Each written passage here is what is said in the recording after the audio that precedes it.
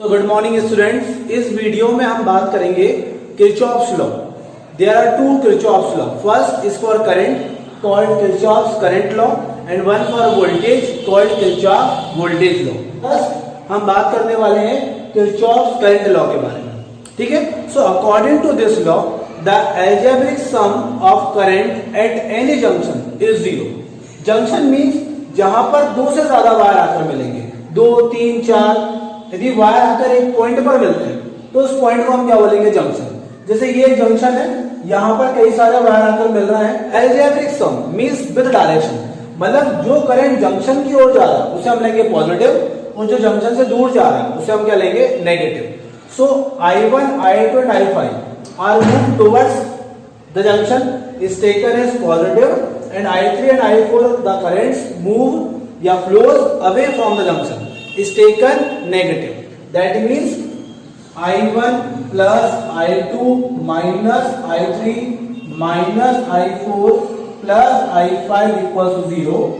So I1 plus I2 plus I5 equals to I3 plus I4. तो ये क्या हो गया? Sum of incoming currents and this is sum of outgoing currents. ठीक है, तो इस लॉ को हम ऐसा भी बोल सकते हैं, at any junction the sum of incoming currents equals to sum of outgoing currents. Okay, ठीक है। अब ये क्यों होता है? क्योंकि देखो जिस जंक्शन पे जितने भी चार्ज जाएंगे उतने चार्ज वापस भी जाएंगे। मतलब किसी जंक्शन पे ना ही चार्ज प्रोड्यूस हो रहा है ना ही डिस्ट्रॉय हो रहा है, ठीक है। तो जितना करंट जा रहा है उतना ही करंट बाहर भी निकल रहा है। तो इसका मतलब ये हुआ कि ये जो लॉ है ये क्या है? Law of conservation of charge पर बेस्ड है। मतलब at any junction the charge cannot be created, cannot be destroyed। मतलब किसी भी जंक्शन पे ना ही चार्ज बन सकता है ना ही डिस्ट्रॉय हो सकता है। इसका मतलब कि जितना चार्ज आएगा उतना ही चार्ज बाहर भी आएगा, ठीक है। हमारा ये जो फर्स्ट क्वेश्चन है, यहाँ पे हमें एक सर्किट दिया हुआ है और हमसे पूछा फाइंड द वैल्यू ऑफ आई, ठीक है। आई की वैल्यू फाइंड करना। तो इस सर्किट में हमें कितने जंक्शन दिखाई दे रहे हैं? First A, second B and third C. तो इस जंक्शन में हम रूल लगाएंगे Kirchhoff current law, the total sum of incoming current equal to the outgoing current. तो इस जंक्शन की बात यदि हम करें तो 3 एम्पियर करंट आ रहा है, 4 एम्पियर करंट आ रहा है, तो यहां से जाएगा कितना? 7 एम्पियर, ठीक है। अब इस जंक्शन की बात करें तो यहां से 7 एम्पियर 1.3, तो यहां से कितना जाने वाला है? 5.7, because 7 equals to 5.7 plus 1.3 is 7 ampere. अब हम इस जंक्शन की बात करेंगे, so 5.7 incoming, 2 is outgoing, so the value of I is 3.7 ampere. अब नेक्स्ट न्यूमेरिकल, ये हमारे पास सर्किट है और हमसे पूछा find the value of I. यहाँ इस जंक्शन की बात करें, यहाँ पे कितने जंक्शन है? ए, इस जंक्शन को नाम देते हैं B, junction C and junction D, और हमें केवल किरचॉफ करंट लॉ यूज करना है। देखिए यहाँ 15 एम्पियर इनकमिंग, आउटगोइंग 8 एम्पियर, तो यहां पर कितना करंट फ्लो होगा? 8 प्लस 7 इज 15 एम्पियर, ठीक है। अब यदि इस जंक्शन की बात की जाए, 7 ampere incoming, 3 ampere incoming, so the total outgoing current is 10 ampere. Okay, then C junction की बात करेंगे, 8 ampere incoming, 15 ampere incoming, so total 13 ampere, so 10 13 I is equals to 23 ampere. तो हमारे पास जो नेक्स्ट सर्किट है, ये सर्किट दिया हुआ है और हमसे पूछा है find the potential of this point, ठीक है। वो सारी चीजें गिवन है। अब यहाँ पे हम क्या यूज कर सकते हैं? KCL। तो कैसे करेंगे? I1, I2 and I3 all 3 currents are outgoing current. तो हम यहाँ पे जंक्शन रूल लगाएंगे, so I1 minus of I2 minus of I3 equals to 0। So I1 plus I2 plus I3 equals to 0, ठीक है। अब हमें क्योंकि I1 की वैल्यू फाइंड करनी है, तो क्या होगा? Potential upon resistance, potential difference upon resistance. तो इस रेजिस्टेंस के अक्रॉस पोटेंशियल कितना होगा? V1, इस पॉइंट का पोटेंशियल V1, इस पॉइंट का potential V। So V1 minus V और V माइनस V1। तो हमें ये मालूम है direction of current is always higher potential to lower potential. तो यहां पर करंट की डायरेक्शन किस तरफ है? V टू V1, मगर इसका मतलब V is higher potential. So the value of I1 is V minus V1 upon R1।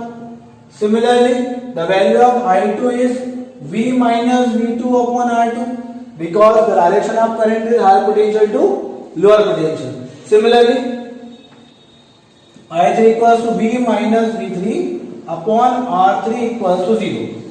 Then solve this equation. So V upon R1 minus V upon R1 plus V upon R2 minus V2 upon R2 plus V upon R3 minus V3 upon R3 equals to 0. हमने इनको separate कर दिया. ठीक है, अब ये V वाले terms को अलग लिख देना है और V common. So 1 upon R1 1 upon R2 plus 1 upon R3 then minus. अब इस वाले टर्म से हम क्या कॉमन ले सकते हैं, कुछ भी नहीं आ रहा है. So V1 upon R1 plus V2 upon R2 plus V3 upon R3 equals to 0.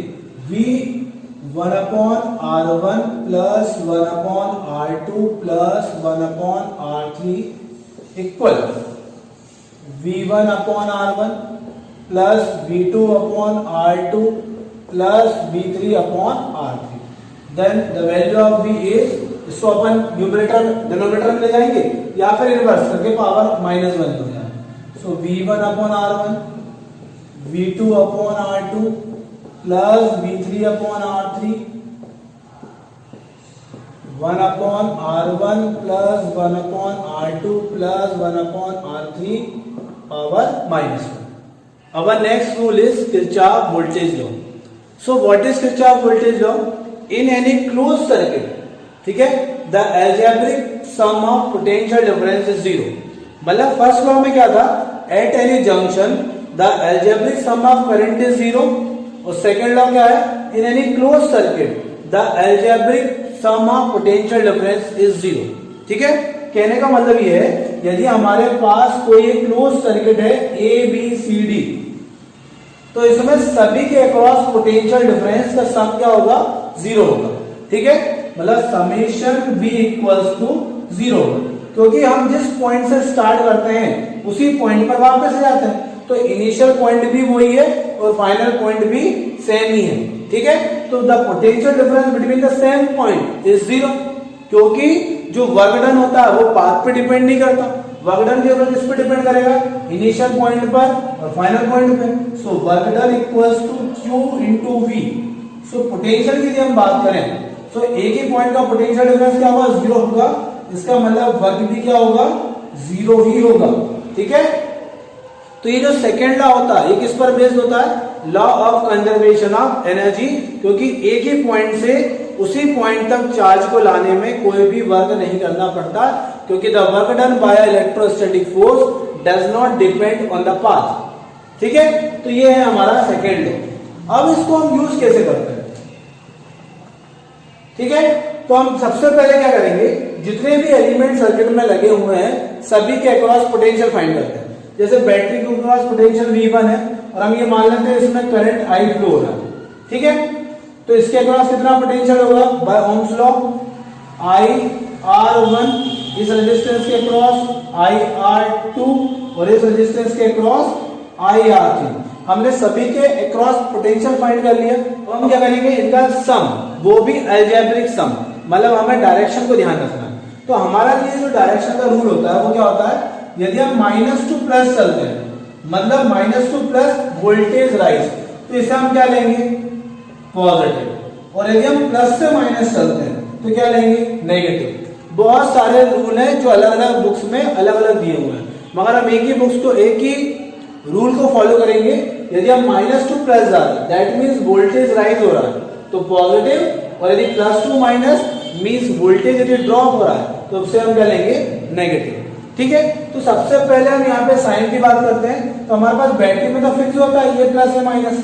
अब रेजिस्टेंस में हम पहले साइन की बात करेंगे. So current always flows from higher potential to lower potential. तो यदि करंट इस डायरेक्शन में जा रहा है इसका मतलब ये पॉजिटिव होगा ये नेगेटिव होगा. ऐसा जा रहा है तो ये पॉजिटिव ये नेगेटिव, यहाँ पर ये प्लस ये नेगेटिव. समझ में आया सभी को, करंट हमेशा कहां से क्या फ्लो होता है, पॉजिटिव टू नेगेटिव. तो यदि हम इस रेजिस्टेंस की बात करें और यहां से करंट एंटर करेगा तो ये पॉजिटिव होगा ये नेगेटिव होगा. ठीक है, या हम ऐसा कहें करंट जहां पर एंटर करता है वो पॉजिटिव, जहां से लीव करता है वो नेगेटिव। ठीक है, तो यहाँ पे हमने सभी का पोटेंशियल फाइंड कर लिया, सभी की डायरेक्शन फाइंड कर ली। अब हम क्या करेंगे, अब हम लोग एक पॉइंट से दूसरे पॉइंट, उसी पॉइंट तक आएंगे।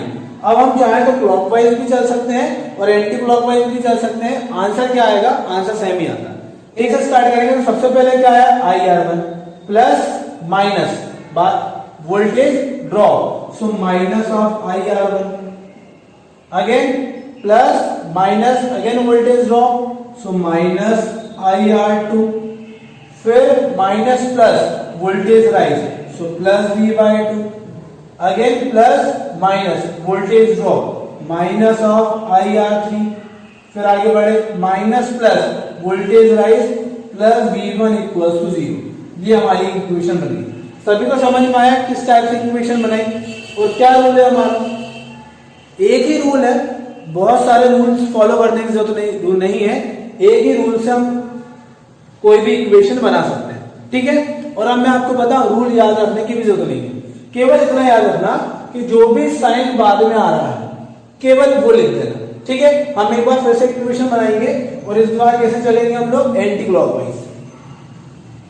ठीक है, ए से इस तरफ से आगे बढ़ेंगे और कोई भी रूल याद नहीं करेंगे। देखिए कैसे करते हैं, यहां से स्टार्ट किया हमने प्लस माइनस, बाद में कौन आया, माइनस आया, तो यहां पे लिखेंगे माइनस ऑफ V1, फिर यहां पे आगे बढ़े माइनस प्लस, बाद में क्या आया प्लस, सो प्लस IR3, फिर आगे बढ़ते हैं प्लस माइनस, बाद में क्या आने वाला minus, so minus of V2, फिर आगे बढ़े माइनस प्लस, बाद में क्या आया plus IR2, then minus plus, बाद में क्या है प्लस IR1 इक्वल्स टू 0। देखो क्या ये इक्वेशन है, इक्वेशन इक्वल है क्या, यहाँ पे प्लस V1, यहाँ पे माइनस V1, तो एक बार माइनस साइन को कॉमन ले लो और कैसे करना, यदि मैं माइनस साइन कॉमन लूंगा तो ये सारे साइन क्या होंगे, चेंज हो जाएंगे, ये माइनस में जाएगा, ये माइनस में। अभी देखो ये V1 positive positive, minus IR3 या IR3, plus V2 plus V2, minus IR2 minus IR2, minus IR1 minus IR1। तो यदि हम क्लॉकवाइज भी चलते हैं एंटी क्लॉकवाइज भी चलते हैं, केवल हमें ये साइन कन्वेंशन याद रखना। ठीक है, आंसर बिल्कुल सेम आएगा। अब इसी पर ही बेस हम एक एनसीईआरटी का क्वेश्चन करते हैं। ये सर्किट दिया हुआ है और हमसे बोला find the current in each branch, her branch में हमें करंट फाइंड करना है। ठीक है, तो हम मान लेते हैं कि इस ब्रांच में I1 करंट फ्लो हो रहा है, यहाँ से हो रहा है I2, तो इस बैटरी से कितना करंट आ रहा होगा, I1 प्लस I2। अब ये I1 प्लस I2 करंट यहाँ से गया और दो पार्ट्स में स्प्लिट हो गया, हमने मान लिया इसमें से I1 और इसमें से I2। जब ये I1 करंट यहाँ पर जाएगा तो वापस से इसको दो रास्ते मिलेंगे, तो हम मान लेते हैं इसमें से कितना गया I3 और इस वाले में से गया I1 माइनस I3। ठीक है, यहां से I2 यहां से I3, ये हो गया हमारा I2 प्लस I3। ठीक है, इस जंक्शन की बात करते हैं, I1 minus I3, I2 plus I3, तो यहां से फ्लो करेगा ये I1 प्लस I2। तो हमने सभी ब्रांच में करंट को अज्यूम कर लिया। ठीक है, सभी की डायरेक्शन भी अज्यूम कर ली। अब हमें क्योंकि यहाँ पर किरचॉफ वोल्टेज लॉ यूज करना है, तो सभी एलिमेंट्स के बीच पोटेंशियल डिफरेंस भी मालूम होना चाहिए। ठीक है, तो यदि ये रेजिस्टेंस है 10 ओम और उसमें I1 करंट फ्लो हो रहा है, तो इसके अक्रॉस पोटेंशियल कितना होगा, IR बाय ओम्स लॉ। ठीक है, तो इसमें से कितना करंट फ्लो हो रहा है I1 और रेजिस्टेंस कितना है 10 ओम, तो इसके अक्रॉस पोटेंशियल कितना होगा 10I1। ठीक है, अच्छा डायरेक्शन क्या है, देखो यहाँ पर current flows higher potential to lower potential, positive to negative. तो यदि करंट की डायरेक्शन ये है तो ये पॉजिटिव होगा और ये पॉइंट नेगेटिव होगा। उसी तरीके से इसके अक्रॉस पोटेंशियल कितना होगा 5I2 और डायरेक्शन क्या होगी प्लस और माइनस। इसके अक्रॉस देखो क्योंकि करंट ऐसा फ्लो कर रहा है तो ये प्लस ये माइनस और पोटेंशियल कितना 10I1 plus I2, current into resistance, current into resistance. इसके अक्रॉस डायरेक्शन देखिए plus minus and potential is 5I3, यहां पर ये प्लस ये minus, potential is 5I1 minus I3। इसके अक्रॉस देखिए ये पॉजिटिव ये नेगेटिव और पोटेंशियल कितना हुआ 10I2 प्लस I3। तो हमने सभी के अक्रॉस पोटेंशियल भी देख लिया और डायरेक्शन भी देख लिया। अब यहाँ पे वेरिएबल्स कितने हैं, I1, I2 और I3, हमें ये तीनों करंट फाइंड करना है। ठीक है, तो तीन वेरिएबल्स हैं तो हमें तीन ही इक्वेशन भी चाहिए होगी। तो यहां पर हमें कितने क्लोज सर्किट चाहिए? 3। तो हम कौन कौन से क्लोज सर्किट लेंगे? A, B, D, A first, second B, C, D, B, third A, B, C, E, F, A। इन तीनों क्लोज सर्किट में हम क्या यूज करेंगे? KVL। तो first in a close circuit A, B, D, A, B, D, क्या rule है? हम ए से स्टार्ट करके वापस ए पर आएंगे। तो ए से स्टार्ट करते तो पोटेंशियल कितना है? 10I1 प्लस माइनस, बाद में क्या है? माइनस, तो हम माइनस साइन यूज करेंगे, माइनस ऑफ 10I1। फिर आगे बढ़ते हैं, यहां पर है प्लस माइनस, बाद में क्या है? Minus, potential is 5I3। फिर आगे बढ़ते हैं, यहां पर है माइनस प्लस, बाद में है प्लस 5I2 इक्वल टू 0। यदि हम इसे सॉल्व करें, सिंप्लीफाई करें, 5 कॉमन ले लें या -5 कॉमन ले लें, यहाँ पे बचेगा 2I1 plus I3 minus I2 equal to 0। This one is our equation first. Okay, उसी तरीके से in our close circuit B, C, D, B, in our close circuit B, C, D, B, इस circuit में यदि हम देखें तो B से स्टार्ट करते हैं। सो प्लस माइनस क्या आया? माइनस, सो I1 माइनस I3, देन यहां से घूमकर यहां पर minus plus, plus 10I2 plus I3, वापिस आ जाएगा माइनस प्लस, बाद में क्या है? Plus 5I3 equal to 0। ठीक है, तो अब ये बहुत ही आसान हो गया, जो भी साइन बाद में आ रहा है हमें वो लिखना है। ठीक है, अब इसको सॉल्व करो। सो I1 की वैल्यूज देखें, यहाँ पे केवल A1 ही है, सो माइनस 5I1। अब I2 देखें, प्लस 10I2। I3 की बात करें, so minus 5I3 sorry minus minus plus 5I3, 10I3, 5I3, that means 20I3 equals to 0। यहां से भी हम 5 कॉमन ले सकते हैं, so minus I1 plus 2I2 plus 4I3 equals to 0, equation second. Next जो क्लोज सर्किट लेंगे A, B, C, E, F, A, in a close circuit A, B, C, E, F, A।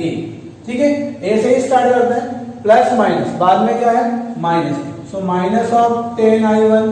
फिर आगे बढ़े, plus minus, so minus 5I1 minus I3।